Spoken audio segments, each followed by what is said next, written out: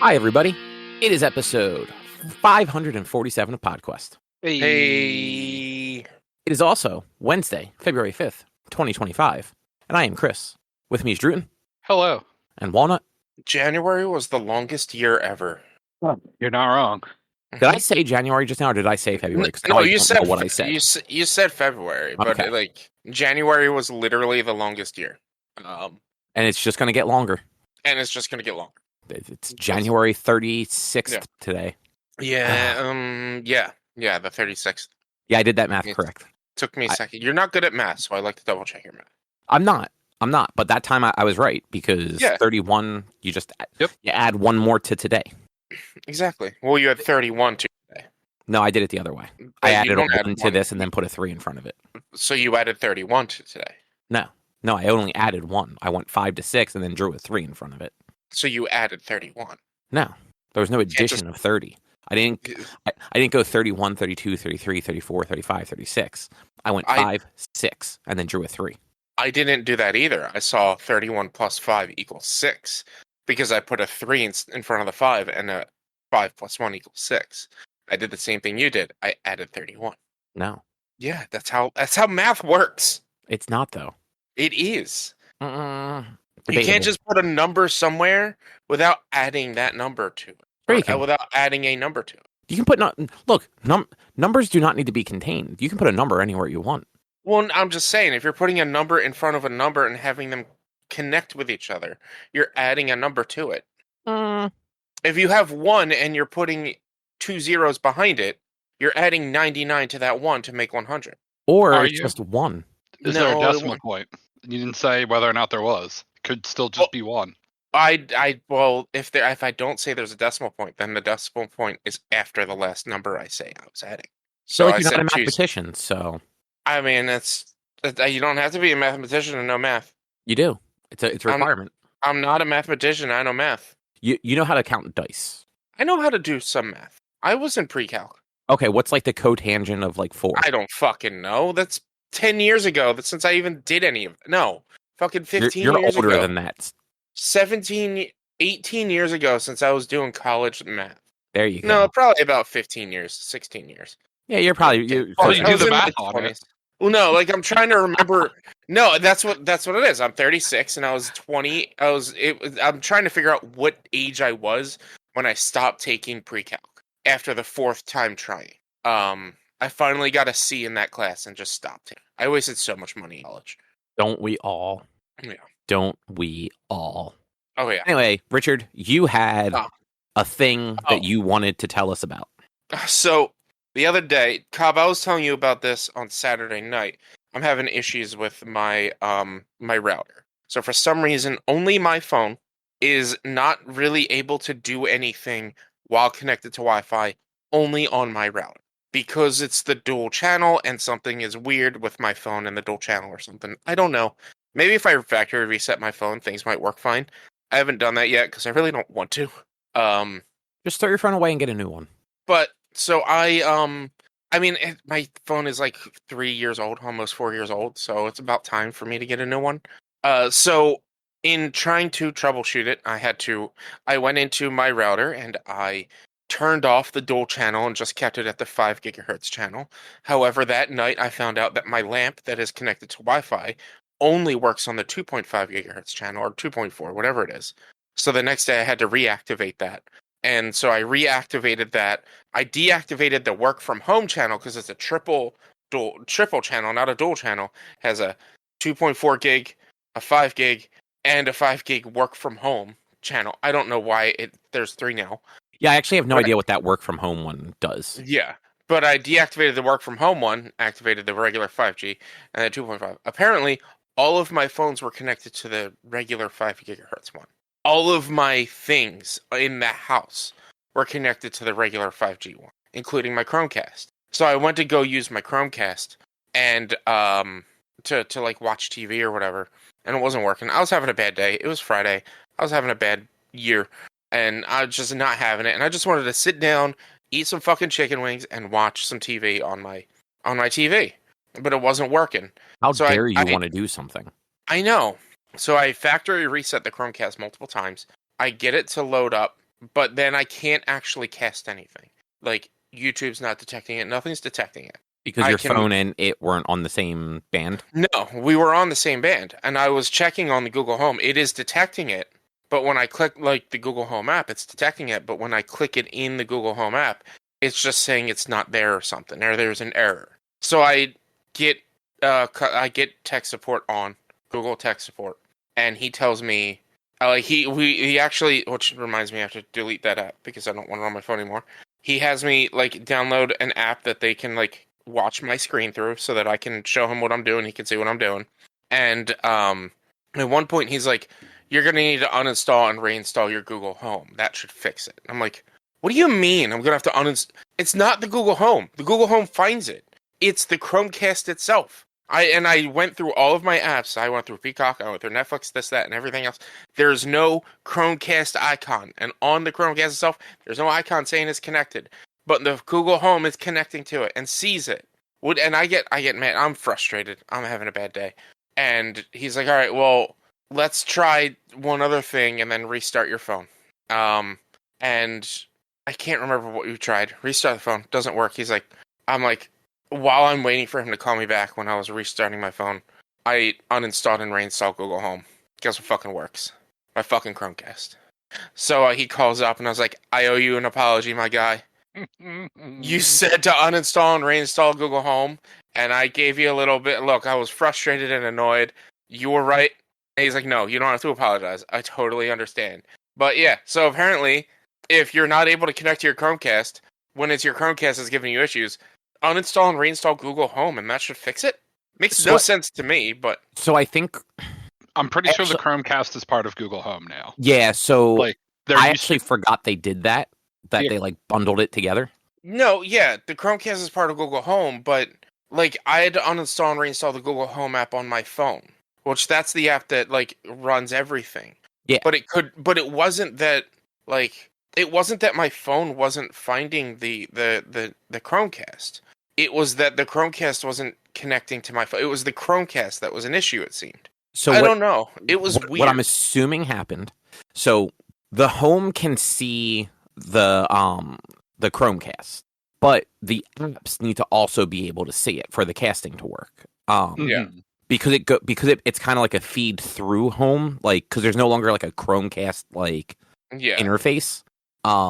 Odds are the Home app, for whatever reason, because you had to factory reset the Chromecast, they kind of got out of sync, and the app reinstalling like reattached to all of your other like apps. Like, out of curiosity, I'm just wondering, did you try uninstalling and reinstalling any of like the video apps like Netflix or YouTube or anything? No, that wasn't that. I didn't, because YouTube. You could click YouTube always has a Chromecast button on it, no matter what. As long as you're connected to Wi-Fi, it should always have a Chromecast button on it, I believe. And even if you're not connected to Wi-Fi, there's always that button, because if you connect to it, Chromecasts will have codes that you can connect to a Chromecast without being on the Wi-Fi.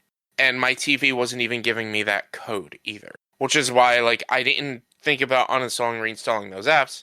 A, I didn't want to put all the fucking passwords in, but B, I could see that it was detecting it, or I would check YouTube and there would be the button. I didn't even really think of it. I just wanted to watch TV, and I was getting frustrated and annoyed. Yeah. And I'm still I haven't had a chance to call Verizon yet to be like, "Hey, there's something wrong with my router. The dual channel isn't really working for my setup. I need you to disconnect all of the dual channels and just have a solo channel." Like, so if you didn't you say that like you have stuff that only works on the 2.4? Yeah, just my lamp.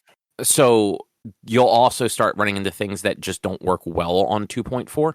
Like, you want to be on the 5 gigahertz for most modern devices. Yeah. So if you disable 2.4, you're going to like lose like the lamp. Well, but there should be a way to where it's not separated and it's all just over the same thing. Like, oh yeah, so you should be able to have just a single wireless network that does actually dual broadcast. Like, that's what I have. And that's what I need to call Verizon. I don't know that Verizon's modems can do that though. They've done it before. but I need to call them to do it. I can't do it myself. I've never used the built-in Wi-Fi on a modem, so I wasn't sure. Yeah. I've had this issue in the past.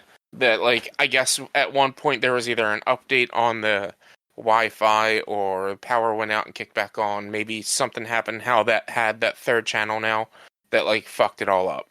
But I don't know. But yeah, so if you're ever having an issue with your Chromecast, people, and you're like me and still have a Chromecast, uninstall and reinstall your home app on your phone and it should be fine. I owed that guy. I told the guy, like, if you're ever in New Jersey, I'll buy you a beer. I'm sorry. I was going to say something else regarding this, and I drew a blank. No, well, that's fine. First, I'm actually surprised you had somebody from Google that like was actually doing like legit like live tech support, especially for Chromecast because I just assumed Chromecast weren't supported at all anymore because they have a different streaming device now. Yeah, I was surprised as well, but like I went in, I clicked the link for help, and then I started it was like, do you want a text chat or do you want to call? And I was just like, fucking call me. Like, this is going to be tech support. I can't do over text. I cannot do tech support over text. That's my preference, but just because sometimes I have to do it over the phone, and I fucking hate having to like walk people through that shit. I'd much rather just somebody spell it out in text so I can like just go back and reference it. It's just faster for me to do stuff if somebody's telling me what to do, rather than me reading it and then trying it and then typing to them. And I'm a bad typer and I'm a bad speller. And that is fair. You are bad at it. It is. I would just much rather, like, as much as I hate making phone calls, I would much rather just have the phone call and deal with that than have to text back and forth. I hate text support. Yeah, that's totally fair. My friend works at the like suicide and gamblers help prevention hotlines, and they do the text support. And I was just like, I don't know how somebody could do that, but at least for the suicide help, like the gamblers help maybe is a little bit different. But texting someone that I'm in crisis, I'm just like, man, I don't know how that works for some people. I'm in crisis. I need help. Text me back. That's just crazy. Okay, boomer. They gotta get on the phone to talk about things. Some things, like, part of the reason why I don't do any of the phone therapy, like phone therapist stuff, is because I don't want to text somebody. It's impersonal. I need to actually talk to somebody about my problems. Yeah, no, I mean, that sort of thing I totally get. But I don't have any privacy in this house to be able to talk to somebody about my problems. So I can't really do it over the phone. You go out to your car. I go out into my car. I don't want to do that. I mean, no, that sounds like a terrible way to spend an hour, but... It's usually not an hour. If it's an emergency phone call or something like that, it's usually not an hour. It's usually like a quick thing, and then you schedule something when you have more time. And I know. Well, like, I mean, my therapy appointments are like 45 minutes to an hour. Yeah. But yeah, like depending on like the time of year too. Like if it's spring and you can kind of like crank the windows down and like enjoy the outside while you have a conversation, sure. If it's like 112 degrees inside your car, even with the air running, like no, for sure. But the other thing I wanted to say about like the whole like Chromecast thing too, real quick. If it ever happens again, Rich, try just uninstalling one of the like the video apps and see if that does it. It works for me sometimes, though. Like I don't have a physical Chromecast, but our one TV had like the built-in Chromecast, and so like there was nothing I could like pair or unpair for that. It either like the app either recognized it or didn't. But there were quite a few times where like I would just disconnect from Wi-Fi, reconnect, and then reinstall or like clear data on like the app I was trying to use. And the thing would come right back up. Yeah. So yeah. But that out of the way, what's on the agenda? On the agenda, we all should have listened to a couple of albums. One by Aaron West. What is the rest? I don't remember the rest. And the Roaring Twenties. There you go. And the other one by Cliff Diver. Cobb, you read Dungeon Crawler Carl. Drew, you played a game called Hold Your Ground, and I played a little unknown game called Warhammer. I played a portion, like a different thing that they have called Kill Teams. We'll get into that. But before everything, a little quick update on what's happening in Austin, guys. The asteroid hit, broke up in the atmosphere, but broke up into bigger, small pieces and hit into, apparently, Austin's university has its own nuclear power plant, legitimately in real life, and hit the power plant that was in Austin's university. Like, I had to look this up. So that's why there was all of the nuclear meltdown thing?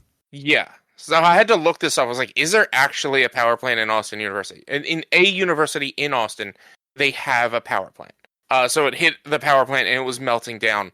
To be honest, I'm just going to go on a quick rant about it. They settle everything with the power plant within the first half hour or within the first half of the show.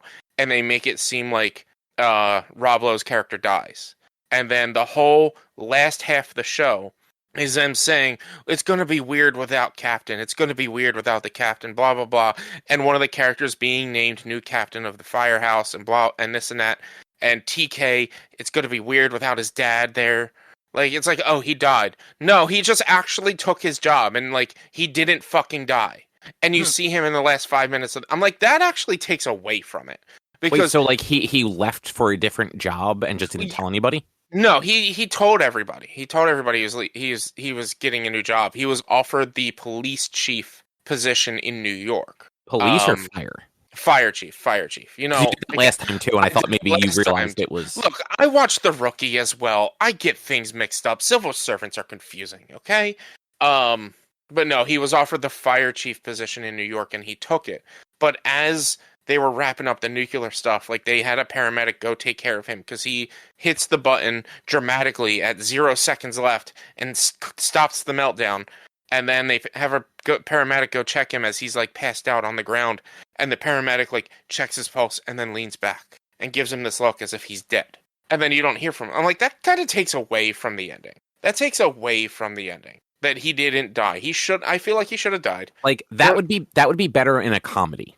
Like, where, like, they're playing it up that, like... Yeah.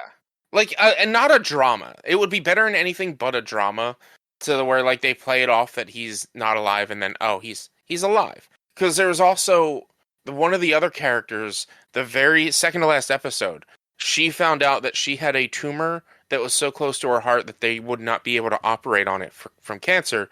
And she had anywhere between days and months, or days and weeks. Like, she could die in minutes, she could die in hours, or she could die in days. They don't know.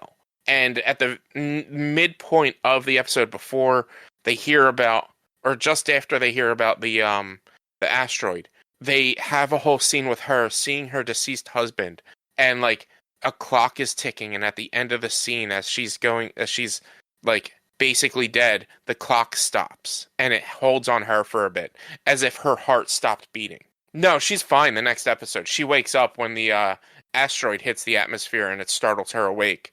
And she goes out on the field to help save people because that's her duty. And then 5 months later, it time jumps 5 months later, immediately after the asteroid stuff. 5 months later, oh, your tumors actually were swelling because the treatment was doing its job, not because you were dying. So you're back alive now, and you're perfectly fine and in remission. I'm like... And that show sounds stupid. But you were saying, like, it's a drama that was, like, trying to be a comedy from all, like, the stupid shit they kept doing? I feel... I don't think they were trying to be a comedy, but they were trying to keep... like, maybe, yeah, a little bit of a dramedy, but more drama than comedy for sure. Like, they were just having those silly moments, which you kind of need in primetime TV. You need those silly moments. But it's just, like, stuff like that. You make a whole big scene about this character dying, and then she's not dead. I'm just like, that's weak. That is incredibly weak. It's no wonder the show is canceled. And then the best part, and then we can get over this. I was, like, scrolling through because I actually wanted to look up an asteroid simulator to see how bad the damage actually would have been, but I could not find out how big they said the asteroid was that was hitting Austin in the show. So I couldn't get an accurate representation of how much destruction should have happened. Because particles, big chunks, still hit the ground. There should have been a lot more damage. I saw Screen Rant complaining that, oh, we all know everything's going to be fine, and having Rescue 911, or 911, the other show, still on the air, negates the ending of Lone Star, because Lone Star is supposed to be an extinction level event. No, they never said it was an extinction level event. They said it was an extinction level event for Austin. They said that if it hit Austin, it would destroy Austin, not the world. So get over yourself. But yeah, that's all. That's your little update from Austin. And now it's over. It's over. The show's over. I'll probably watch 911 just because. But I'm in. I watched The Rookie, so that's gonna hold me over for a bit. Nice. Yeah. So yeah, how about albums, Drew? These were your picks. Tell us about them. They're good. So 2 albums came out last year. In Lieu of Flowers by Aaron West and the Roaring Twenties. Album so good. That band is so good. I love that Dan refers to himself as Aaron when they start live shows. Like, it is very pro wrestling of him to be in character for Aaron West and the Roaring Twenties shows. Yeah, dude, like when I saw them last year, I did not know like that it was Dan from the Wonder Years. Because I was at the Fillmore and I was actually up in the balcony, so it's not like I could see anybody on stage all that well. And they opened for Grayscale, like another like local area band, and it was just like, oh no, these guys are awesome. They're like it's got like a little like emo sound, but also like this like folky like 70s like too many members of a band sound. Yeah, and there probably weren't even every member of that band at that show. I mean, they had a lot of people. Like, yeah, I think there's 18 people in the band, though. Jesus. There's also like part-time members that aren't at many of the shows. Like Ascenders from the early November is like a part-time member of Aaron West. Oh, that's kind of fun.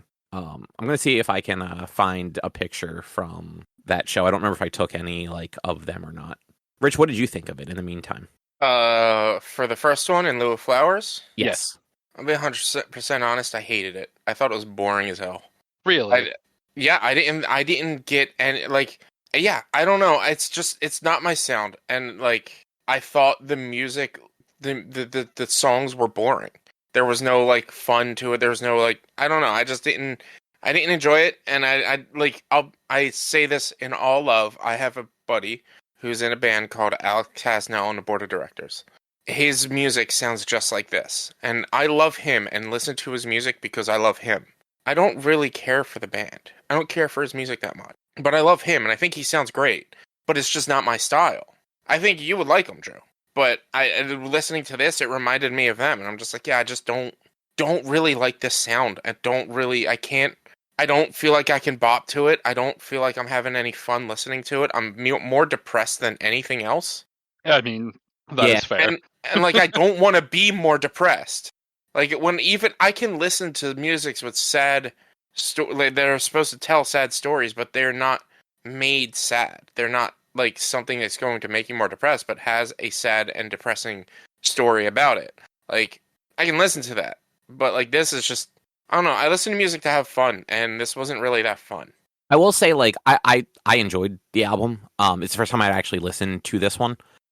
It is definitely a more like slow, like emotional record than like some of their other songs. Like they do have like more. I don't know, like if necessarily lyrically they're upbeat, but just like melody wise are more upbeat. And Aaron West is a depressing ass band, dude. Like, no, it definitely is. That's why I said like not necessarily lyrically, but there are songs that like are a little more like you can bop your head to.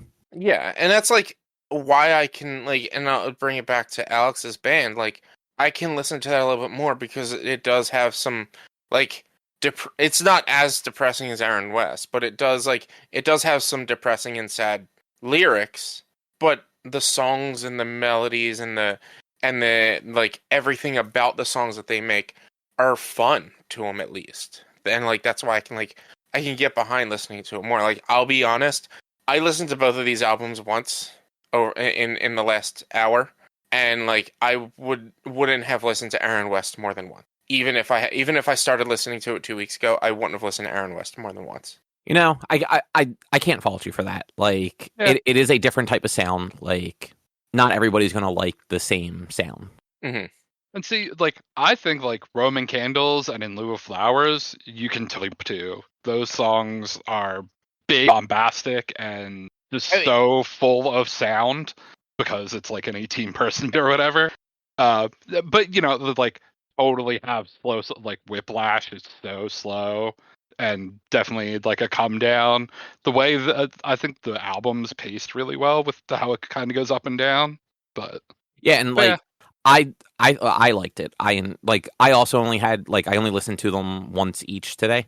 But like I've heard both bands before, so it wasn't like when we did this last time. I think Rich, the two that you picked, I don't think I had ever listened to either of them. Mm-hmm. So I listened to them quite a few times, and like Drew, like one of the ones you picked was like Boys Night Out. So like I'd listened to that a million times before, and I did listen to that multiple times, but it was just because I really liked that album, so I just kept listening to it. Yeah. But like this time, it's like, okay, like I've listened to Cliff Diver and Aaron West before. Like I have an idea of their sound. I just don't know these songs yet.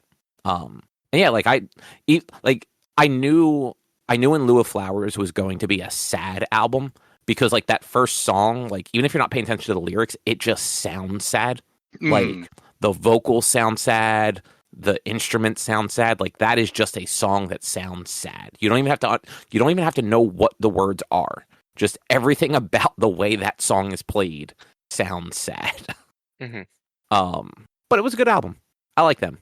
I'd actually like to see them play live again. They were fun to see. They got a dude that plays a fucking steel guitar. Mm-hmm. You never see that shit. No. Cool. They're good. I do hope they play a show locally this year. It was fun seeing them twice last year. I was gonna say, because you saw like some like a smaller version of them at City Winery, right? It was a pretty. I guess there was like 12, maybe 10 or 12 of them on stage for that, and then really 10 or 12 on stage when they played Loneliest Place on Earth Fest, which is Dan's festival. So I am surprised that they fit that many people at City Winery. Same. I'm trying to let me find pictures because I feel like there were a lot of people on the stage, but also just with it being so small, it might just have felt like there were more people on stage, right, than there actually were. Yeah, I want to say like the show at the Fillmore that I saw them at the end of 2023 was definitely probably like about the same, like 10 to 12 people. And there definitely was at least one person missing because I remember them saying something that like somebody couldn't be there with them for that show. But how about the other one, Cliff Diver, and I don't remember the name of the album. Bird Watching is the name of that album. Thank you, Rich. Did you hate this one? No. I liked it a little bit more, but this is one that I would probably definitely need to listen to a few times before I really got into it. Not saying I didn't like it, but just saying like when it comes to new music and new bands, I need to listen to it a lot before I can actually like really say whether I like or hate it. And I wanted to spend more time listening to these. I just wasn't feeling it. I wasn't feeling new music. Like I have to be in a mood for new music, or it has to like I'm not an albums guy. I'm a hits guy. I'm a singles guy. Give me their best song and have me listen to that. Give me their top 5. Let me listen to that, and if I like that, then I'll listen to the rest of their music. But I'm never someone to listen to brand new album because like it's not always going to be 100% hits and 100%, or it's not always going to be 100% hits. Yeah, like, I mean, very few albums are like great front to back. Yeah, and like especially when introducing somebody to new music and new bands, it's hard to say, "Hey, listen to this band. This is this album. This is like the epitome of what they're all great about." It's like for me at least, you need to do. Here's like their top 10 songs. Listen to these. But again, everyone has different interests. Where your top 10 might be different than my top 10. Yeah, but exactly. Maybe somewhere in those top 10. You'll find similarities. Like if I were to look at Cliff Diver and were to do their actual top whatever they have, their number one most played. I guess it's not even a number one most played song. I don't know why it's top because those lists are always weird. But like their most played song, it looks like is New Vegas Bomb, featuring Cartoon Network. Well, so like maybe like if I listen to that, maybe like all right, I can get in behind this. Let me listen to some more. I thought these were like this was labeled from most listened to least listened, or maybe it's most liked to least liked. I don't know how they do it. I don't know. On Spotify, it doesn't make any sense because like you'll look at like the top 5 songs and they will generally be the top 5 like most listened to or most streams or whatever, but they're not in order of that. Like they're not alphabetical, they're not release. Like I don't know how they're ordered, but yeah, because like their number 1 on Google or on YouTube Music is Days Gone, and then IKEA Strikes Back, Going for the Garbage, New Vegas, like Who Let the Hogs Out. That's their top 6, and only 3 of them are over 30,000 views. 2 of them are over 50,000. 3 in total are over 30,000. One other is only over 10,000. The other one is less than 10,000. Yeah, they're not a big. Nobody uses YouTube Music. No, yeah, that too. Like no one uses YouTube Music, so I'm sure this algorithm is a little wacky. New Vegas Bomb has 1.8 million streams on Spotify, and Lost Time in IKEA also has 1.8 million. Yeah. I just brought up the Spotify one too. That is wild that like those 2 are almost at 2 million, and then the other 3 in the top 5 are in the 100,000s. Yeah, like damn guys. I already like Cliff Diver going in. So like this was just a fun album. I enjoyed it. Yeah, it's very fun. I saw them live 4 times last year, so I heard most of the songs off this album live. I think there were a couple they didn't play at any of the shows, but yeah, Cliff Diver's great. The people in that band are amazing, and I will support that band forever. Yeah, like they are just like because was it last year that I saw them or the year before? I saw them. I don't remember who they were playing with or where, but I saw them. Did you when they played with early? They played with Early November last year. That may have been it. Because I saw that tour twice because they like started in Philly and then ended at Asbury Park. So I went to the beginning and end, and then they also played the AC Beer Fest and then did a small headline show. I was not at that. Yeah, okay. So yeah, it was Early November, Spitalfield, and Cliff Diver. Okay, yeah. From like June, July, something like that. Somewhere around there, yeah. I think it was June. It was like it was a Sunday in June. Sounds right. Yeah. But yeah, they put on a good show. Like I had a lot of fun seeing them. And this album was fun. I will say I prefer some of their other songs definitely over the ones on there. Kind of like you were saying, Rich, like not every album is going to have like your favorite songs on it. Mm-hmm. Like I really like the song Fake. Yeah, Fake is real good. And that was not on this album. I unfortunately, because I was like at work while I was listening, I don't know, like I wasn't looking at any of the track names. I was just listening. But I liked how like some like every track kind of like had like a little bit of a different vibe to it. Like some of them were just like a little more poppy. Some of them were like actually pretty heavy. Mm-hmm. Like it kind of like covered the gambit for them. Yeah. I feel like at least like of the songs I listened to, and maybe it's just luck of the draw of the ones that like I have on playlists. I feel like their female vocalist was featured a lot more on this album. Yeah, probably. I mean, also like she's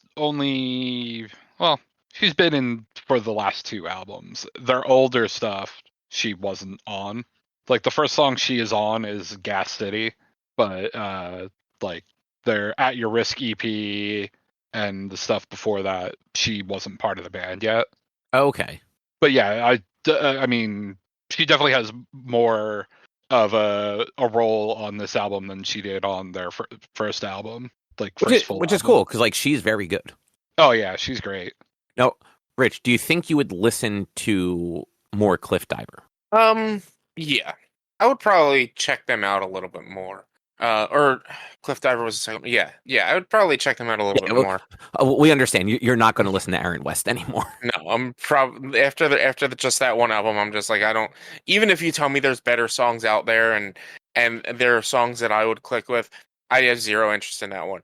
But yeah, Cliff Diver, I'd give them another shot. Like maybe spend some more time listening to their other stuff outside of just their most recent album.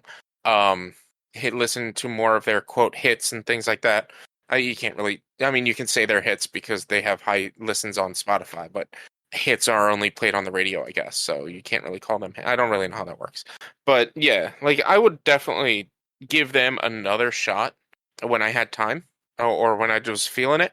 It's just like I said, getting me to listen to new music is just it's really hard.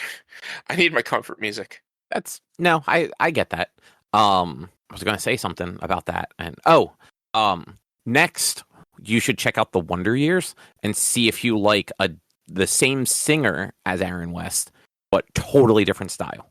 Mm-hmm.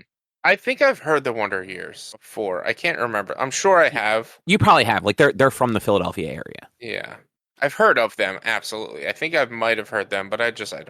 They're fun too. Yeah. Yeah, so good. And then both of you should listen to Hey Smith. Yes, Hey Smith is very good. Like I saw them. You were at that show. Yeah. You like anime, Rich? How do you feel about anime like intros? Like the real fun ones. I love good anime intros, man. You would fucking love Hey Smith. They are a Japanese punk ska band. Half their songs sound like anime intros. At least one of them is. You had me at Japanese. I will listen to pretty much any J-rock band you send me. Yeah, like that is part of my comfort music. Like just I any can send you some J-rock Japanese. Oh, it's real good. Oh, I know who you're talking about. The Japanese emo band. There's a bunch. I would have listened to a fair amount of Japanese emo last year because of Joey from Cliff Diver. Is it? Hang on, I want to find the one that's from anime. I did not know. Go ahead. No, I found the right one. I just want to make sure this was the right one. Here, I'm just going to drop this link in here, in the little chat for us. So that Rich, I don't know if you can actually listen to Spotify. I apologize. I'll find it on YouTube later. I'm sure I can. I can just look it up. Yeah. If it doesn't work though, okay. I'll send it on YouTube. That song is actually from an anime intro, but like a lot of their music has like a similar vibe to it. And yeah, they're a punk ska band, and they're really good. Okay. Yeah. I think you would actually end up having fun with that one, just because it is very anime. 4.2 million plays on YouTube Music. 4.5 million on Spotify. Just Say My Name alone, but that's also probably this is potentially just the song and not the video. So yeah, 4.2 million plays on YouTube Music. Just that song. And then the next one, Be the One, is 1 million plays. Oh, 4.8 for True Yourself. 3.5 for Endless Sorrow. Maybe Japan uses YouTube Music a lot. They could. You never know. Anime weebs use YouTube Music. Yeah, there you go. You're part of that demographic there, Rich. True, but I only use YouTube Music because I pay for YouTube Red. Yeah. Or YouTube Premium now? Premium now, or whatever it is. And I don't even... I do pay for it, but I don't know when it comes out of my bank. Because it's not monthly. Part. It's not monthly. It just happens at this point. Anything else either you guys want to say about Aaron West or Cliff Diver? No, go see them. They're good. They are. I agree. All right. So it's my pick. Yes. All right. I have two options I'm going to give you guys, because neither of them are necessarily what either of you... Well, I feel like one of you would be okay with one and one of you would be okay with the other. I'm not sure which you'd want to go with as a group, though. So my two picks is either a comic book or more music. Let's do a comic book. Okay. So we did movie, we did music, now comic. Just go down the line. Now, I have the digital version of the volume. I'm happy to share it with you guys if you don't want to, so you don't have to pay for it. But it's Ultimate Spider-Man Volume 1 from 2024. So this is, Rich, you've probably heard of Ultimate Spider-Man. Drew, you also probably have, because I know Eric, like this is what Eric collected 15 years ago too. So Marvel ended the Ultimate Universe in 2015, as it was. They it launched in like 2000, and it was supposed to be like a modern update to a bunch of their like existing properties. So like Spider-Man, rather than it being like a radioactive spider, it was like a genetically modified spider, which is kind of like what a lot of the movies picked up on. And actually, a lot of the movies tended to pull things from the Ultimate Universe. Actually, Miles Morales was the second Ultimate Spider-Man. Right. So they ended that universe in like 2015, and they just relaunched it in a different iteration. So they relaunched the Ultimate Universe in late 2023 with like kind of like a little like it's called a crossover event sort of thing that kind of like explained what was going on. And then the individual books began coming out in January of 2024, with the first one being Ultimate Spider-Man #1. So I'm just looking at the first volume, which is it's 6 issues. It kind of tells the first main arc, and this is literally the tagline for it. When Peter Parker was 16, he never got bit by the spider. Somebody stopped that from happening, as well as stopping basically every other major hero from happening in this universe. 20-ish years later, Tony Stark starts giving people back, like, basically their destinies, including giving Peter the spider that was supposed to bite him, and giving him an option as an adult, like as a 30-something-year-old who's married with 2 children, to become the hero he was supposed to be. And so, like, that's what the story is. It's him becoming Spider-Man as a 30-something with, like, a job and a family and everything that goes along with it. And it plays with a lot of, like, the existing, like, Spider-Man stuff that you guys would be familiar with from just osmosis, even from, like, seeing the movies and the cartoons and stuff. You'll see characters and names that you, like, recognize or, like, have vague memories of, but, like, they won't necessarily be who you expect them to be. Okay. Yeah. It's pretty, I think it's pretty cool. I was actually super hesitant about the Ultimate stuff because the guy who's kind of the architect of it, I think he's a fucking hack.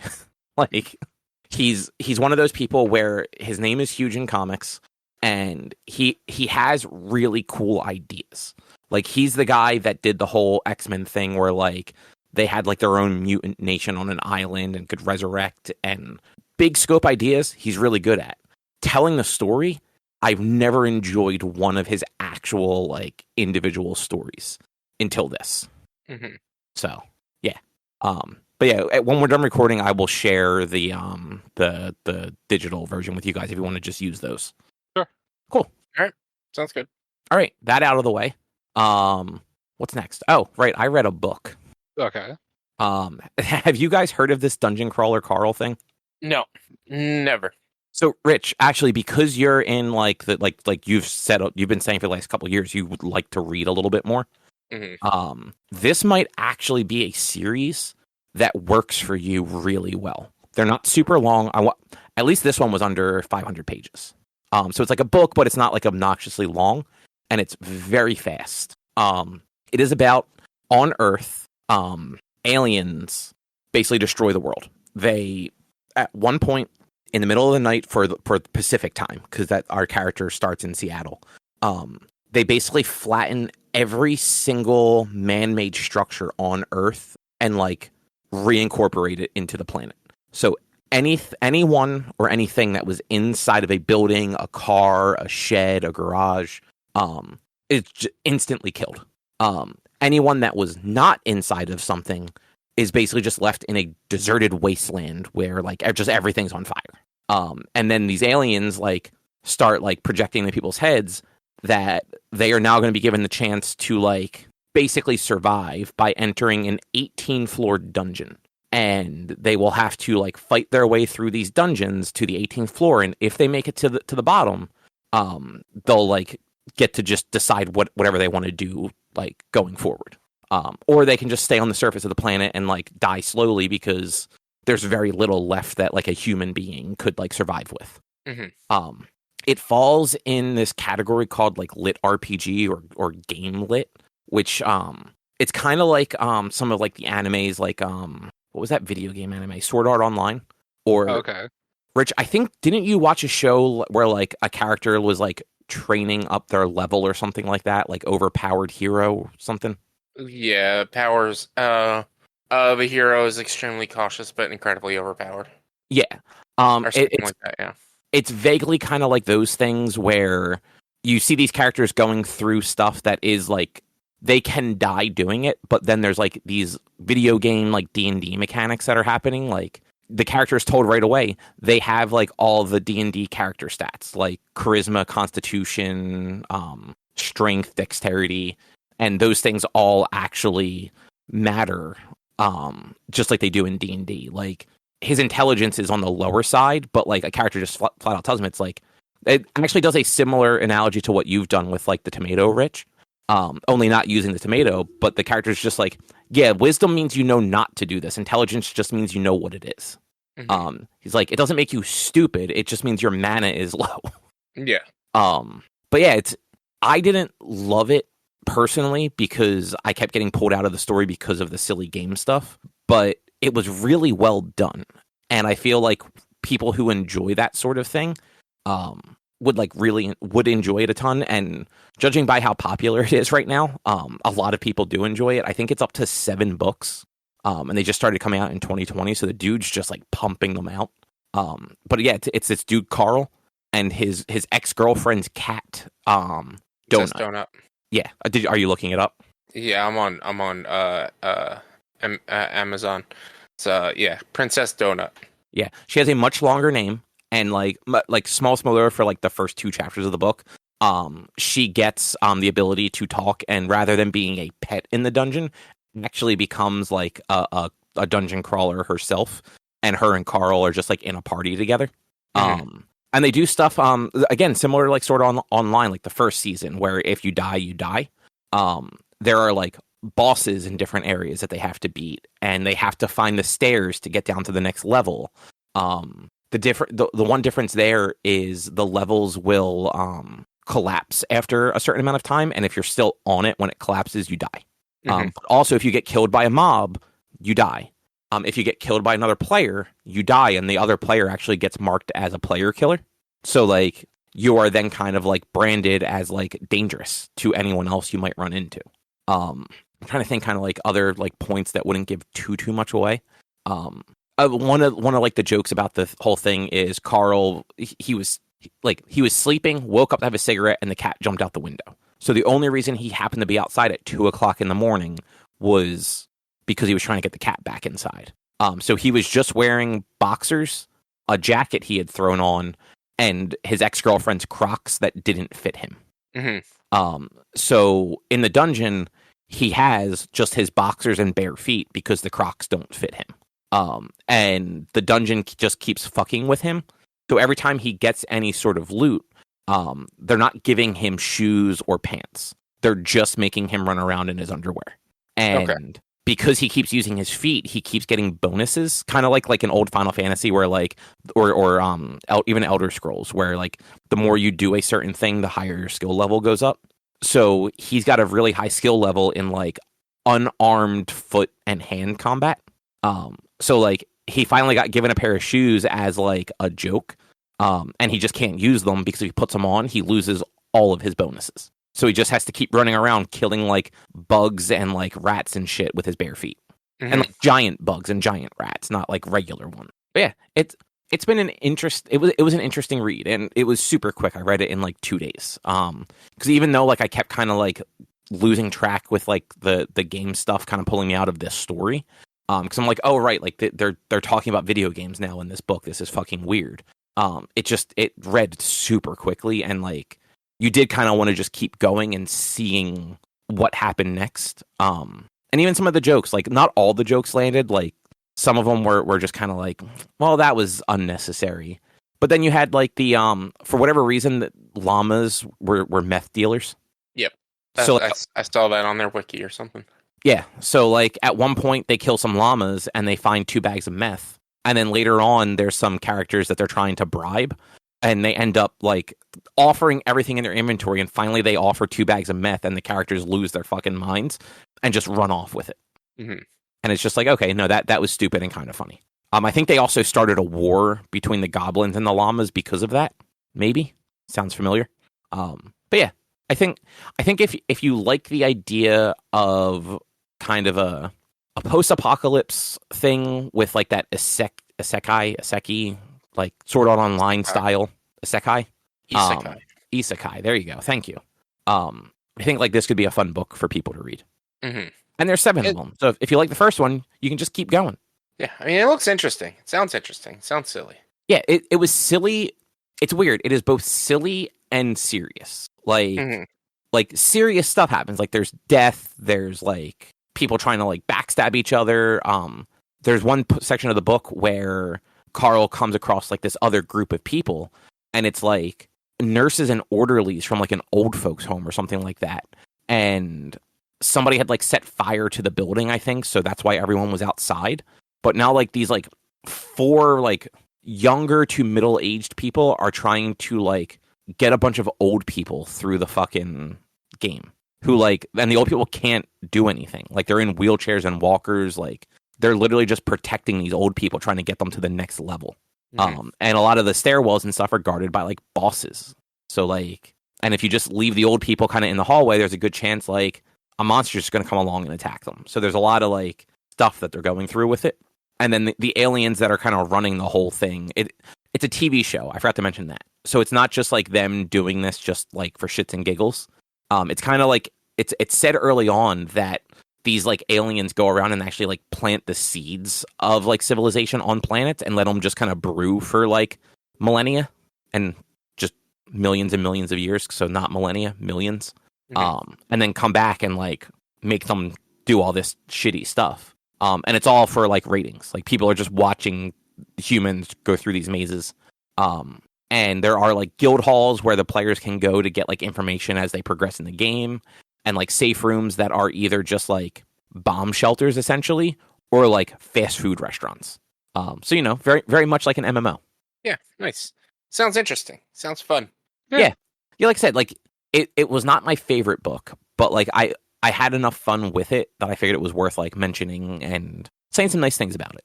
Because my biggest problem is like I don't like the whole like video game thing in the book. Like that took me out of it, but I know a lot of people do. Like that genre is super popular. Like, and it's got a bunch of different names: progression fantasy, lit RPG, game lit. Like I don't think anyone really knows like what they want to call it. But it's super popular right now. Mm-hmm. And this one seems to be like, even for people that like the genre, like this one seems to be like a standout.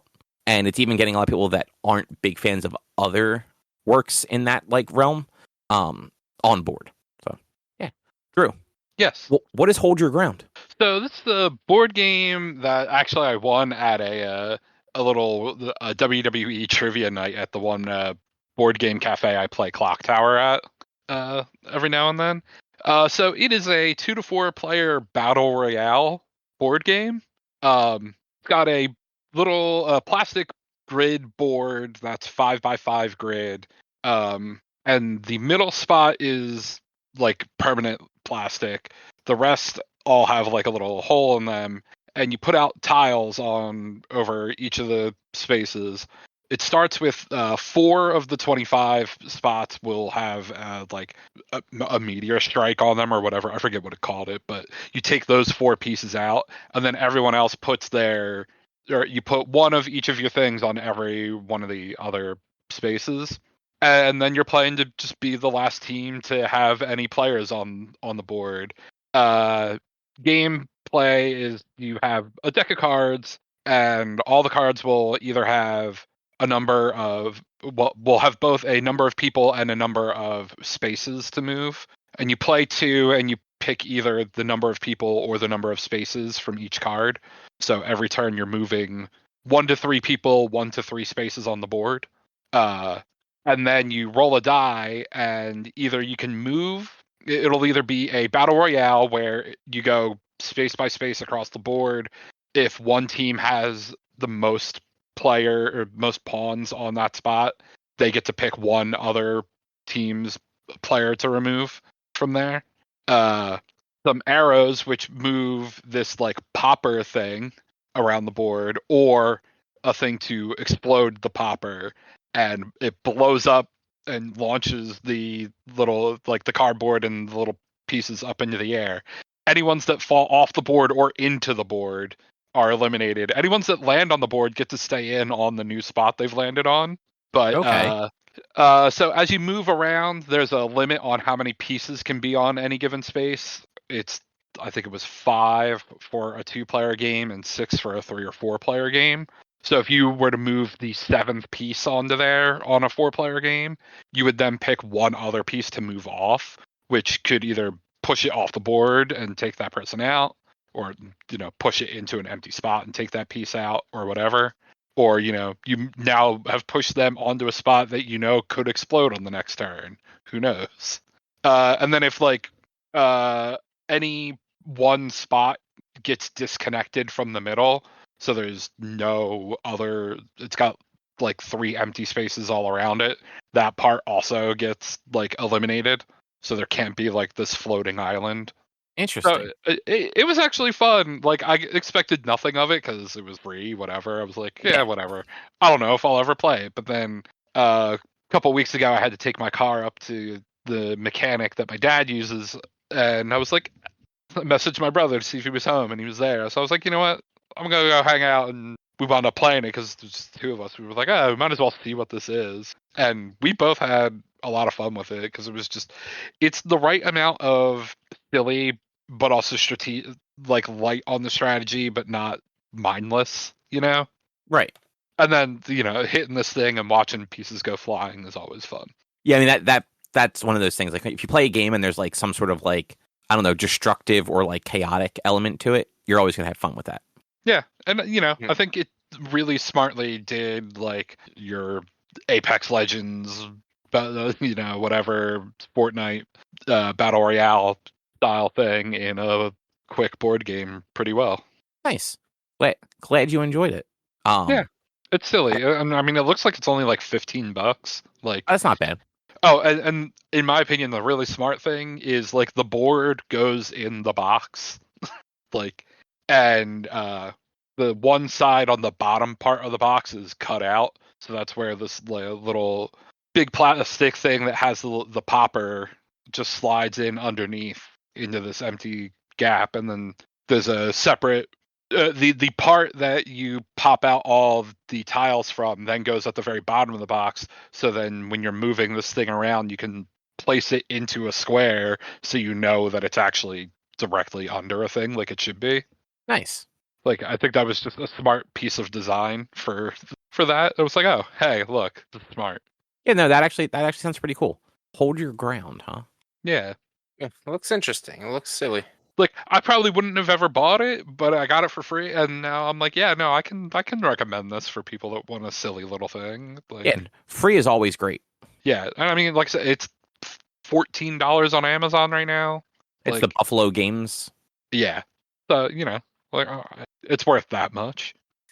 Well, anything else you want to say? Yeah, it's pretty simple. It's cool. Then, Rich, how is your newly founded addiction to Warhammer? Look, it's not an addiction because I haven't bought anything yet. Yet. Yet. I mean, if I buy, it'll be one set. Like, so we're doing kill teams is what me and my buddy are getting into, or it's what he got into. He has like 4 or 5 teams. I really don't have to buy anything. He's doing all the hard work. I'm just playing the game. And what kill teams is it's smaller, like pre-made units that when you do a campaign or when you play a mission, an sortie or whatever you want to call it, you pick 6 of the 7 to throw them out, and then you fight. There's some co-op campaigns that you can do as well, but it's generally just team versus team. You set up the land pieces and you do a fight. We haven't really gotten that far into it, but we just basically started learning how to play. Because there's a lot of like different rules for Warhammer. Like, even it gets a little specific even when it comes into like movement and how you have to move and what it is. And so learning how to play Warhammer was most of what we did. And we had like one minor like kind of skirmish between each other. Just like learning some newer mechanics or some different mechanics. And it's actually I'm not going to say it's actually really fun. It's really fun. Like, it's unsurprisingly fun because it's a big game that tons of people play. I'm not surprised that it's fun. Again, like I said this when I first started talking about how like I might be doing some Warhammer stuff. Drew, I think you would love this. Warhammer is something that's been on my radar for like 20 years, and I've just never gotten into it. I don't understand it. What don't you understand? So, like, I guess without ever seeing it, like, I don't understand how the game is supposed to work. So it's a war game. You set up, you buy your miniatures, and you have generally I don't know the actual numbers, so I'm just going to kind of make numbers up. But I think what I remember hearing is you have 200-point armies, and so what it is each unit is worth X amount of points. And you have to put together, and this is the general basic Warhammer game. You put together an army of up to 200 points, and it might be more than that. It might be less than that. I think it's about 200. And you build your army, and then you fight, and you go back and forth, turn by turn, fighting, and your units have different stats, different attack abilities, and things like that. And generally, like, there's objectives. At least in kill teams, there's objectives, and like the first team to do this, the first team to get to this point, the first team to do something will win, or the first team that can go here, grab a thing, and then get back to their base is the winner, like stuff like that. But generally, it's a war game. You're fighting back and forth and seeing who can clear the other team's like army first. You can have really big games, or with kill teams, it's small games. The basic part of the community is the miniatures and painting the miniatures. Like, that is a big deal. You are not allowed to go into the Warhammer. You're allowed to go into the Warhammer store. You're not allowed to play with your miniatures without them being painted in the Warhammer store. So, like, we were going to go to the Warhammer store and, like, learn to play the new kill teams with the owner of the local store here around here.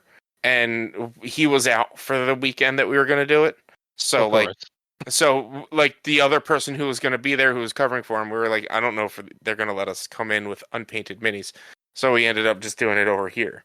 But it's a tactical war game that you can buy and make set pieces for. You can make big arenas for it. And it's based on, it's similar to Cobb when we played Malediction at PAX, where movement is based on a ruler. It's not based on squares or hexes or anything. Okay. Each character has their own set of movement, and the game gives you like a hard ruler. I feel like you could probably work with like a bendable ruler. That would probably be fine. But like our characters, most of our characters had like a 6-inch range of movement. So we could go up to 6 inches when we moved. We could get into a position. Then this is where it gets a little nitty gritty. You have to make sure, as long as your character can see the person that, like, if you get down right behind your character and they can see whoever they're shooting at, they're not fully covered, and you can shoot at them. But if they're covered, they get an automatic success on like their defense throws. There's no like to hit roll to find out, like, each enemy doesn't have their own hit percentage.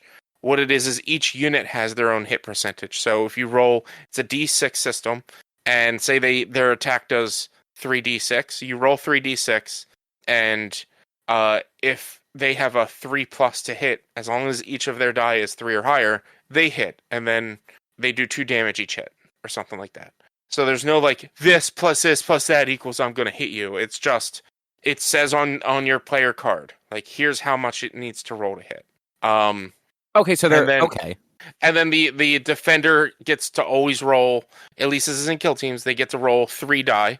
They always get 3 defense die. And as long as their defense matches what their defense stat would be on their card, they defend from getting that hit. Unless it's a crit, then the crit would be, you can only defend a crit with a crit. That's it. But yeah, it's just a war game. It's just a back and forth tactical war game. That's really it. It's not really... It's very similar to, like, a little similar to Malediction. Like, each type of unit has its own card, so you can have the card on display to know what it does. It's very similar to Malediction. Just the general grander scale of Warhammer is the huge army. Whereas if you're going to get into kill teams, you're going to get into, like, something similar to what we did over at PAX. And that's really, like, that's all. Like, we only got a little bit into it, started learning some of the like the characters I was playing as, the Plague Knights or the Plague Marines. They do like poison, and so they have special stats with poison. They have special stats with, or special abilities with, like, not taking damage. So like every time they take a dice roll of hits, they roll a die, and if they roll a 4 or higher, they negate 1 point of that dice roll. Okay. So if the enemy shoots at them and hits them with 3 of their 6s, and then you can only defend 1 of those 3, you then roll 2 more d6s for the 2 damage you're hitting. And if you hit a 4 or higher, instead of taking 3 damage with each, you only take 2 damage with each. Or if one of the characters had the ability called Toxic, where if the enemy was poisoned, then if the enemy is poisoned, then any damage they do gets a +1 to that damage because they're feeding off of that poison. So if I hit them with 5 dice, that's a +5 to damage, which is like really cool. And then we didn't get into like some of them a little bit more advanced, where like between each rounds we can call in different like different airdrops and sorties, or I don't remember what they called, but like you can call in different like aid systems, or you can like, oh, I'm gonna drop a gas canister here, or this or that, and randomly on the map. And yeah, it's a lot of fun. It was a lot of fun. I liked it. Where he's gonna try to finish painting the two sets that he's already painting, and then work on a third set that he has that I'm really interested in. That I don't even know the names of them yet, because there's so many. And he's gonna double check, because there was actually a recent like patch to the game to where like there's a free app, and they'll patch it and like balance things out on the app, and then you can just pull up your character cards on the app. He's going to check that with his character cards, because to me, it's going to just be easier to have all the cards in front of you than having to switch back and forth on your phone or on your tablet or whatever. I kind of agree with that. Like that's how I am with D&D as well. I need everything written down in front of me. I want the pen and paper. Like I need that, and same with like Warhammer. It's easier to have it all in front of you than having to be like, all right, well, let me check. Like that's like. When I watch Critical my screen Role, turned off. Hold on, I gotta unlock my fucking phone. Yeah. I gotta fucking do this and this. Fuck that. Like, just give me put the piece of paper in front of me. Like when I'm watching Critical Role, and they're like, "Oh, well, this. Let me find it," and I don't know, and like, well, it should just. Why don't you have the card? Like, if you're doing a magic spell, if you prepared your spells, have all the cards in front of you. Then boom, then you know what it does. Or if you're trying to figure out your AC or something like that, it should just be on a paper in front of you. You shouldn't have to be scrolling through a screen to try to figure it out. Like, you don't need screens for everything. Sure you do. But yeah, it's very interesting, very fun. Obviously the miniatures are great. I'm not interested in painting. Just not interested in painting. I feel that. It looks like so much work. And unless like you're into like Rich, you and I were talking about that on Saturday, right? Like they can look cool, but if you're not into painting, like if you don't find that to be good, like that just seems like such a long, tedious process where like it's probably not even going to look good when you're done. And I've watched painting tutorials, and you could paint things pretty quickly. Like the paints that you use for miniature painting dry pretty quickly. It's not like you have to paint one layer and then wait an hour. Like they dry. They should be dried by the time you're ready to start painting the next step. But like it's just like I'm not very good. I don't have the motor skills for very intricate work. I never really like was good at like the sewing when it came to our cosplaying and stuff like that. I don't do that stuff very well. I don't have those motor skills and that motion control in my hands to do shit like that. Like my hands are always a little unsteady and shaky, and I don't find it fun or find it interesting or find it calming. That if I were to get into it, I would more likely than not have a friend paint it for me or something like that. Pay somebody to paint them for me. But yeah, like other than like I had fun learning to play the game. The game is unsurprisingly fun. And we're definitely gonna try it again, and I'll try to get better content. I just got pictures and images of it because we weren't really doing any like actual campaigns. And similar to like all other online games and things like that, they break it down into seasons. And so like this season, there's a bunch of different missions you can do that they're like promoting you run, and they tell you how to set it up and set up your terrain pieces to do this and that and whatnot. So it like every couple of months, it's gonna like not necessarily change up, but like maybe he might have to buy some more staging pieces from time to time until he has everything he needs. Who knows? Like, luckily they update it for free, so you don't actually have to buy the updates. Looking at you, fucking D&D. And so yeah, it was really cool. It was really fun, and then like again, miniatures are nice. I've looked into like some Warhammer stuff, and outside of what's it called? Outside of the kill teams, there's one group that I'm like most interested in, and they're like basically the equivalent of the Zerg. But they're, of course, if I were to get into big overworld Warhammer, they're also the units you need the most of. However, they are the cheapest because you need the most of them. Like the Zerg. Like the Zerg. Like if you're working a 200-point army, 5 units is like 3 points. Whereas like generally it's 1 point per unit in any other team or something like that. Like you need a lot of them because they're supposed to just be overwhelming but weak. And yeah, so that's really all right now. I don't really have too much of an update, but from what we learned, from what we played, I had a lot of fun just trying it out and learning it, and I've been meaning to watch like some tutorial videos on how to do the new kill teams because this is a new new version. They've updated the version and it's new, so it's like new rule sets and new kind of things that they're still balancing out and tweaking that like just started over the last like month or two. Interesting. I know Warhammer's got some crazy deep lore. Oh yeah. It's insane. Like there's like even like so everyone knows Warhammer 40k, but then there's Warhammer, and then there's like those are two different things. Well, so Warhammer 40k is like it's StarCraft and Warcraft basically. 40k is StarCraft, Warhammer is Warcraft. Yeah, and what were you doing, Rich? Oh, so Kill Teams is 40k. Okay. I thought it was just Warhammer 40k. No, but it's like it's kind of I might be maybe misinterpreting this. 40k is 40,000 years post Warhammer. Do you believe that is the lore? there's also Warhammer, like there's books that are Warhammer 30k, which is 10,000 years prior to Warhammer 40k.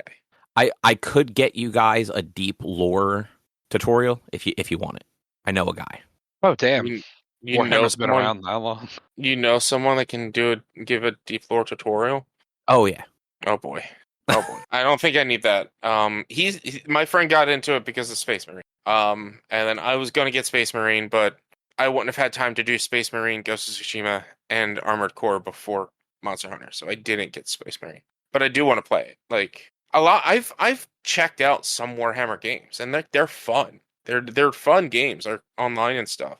But I've never really gotten like hardcore into it. But I'm like I'm down to play some.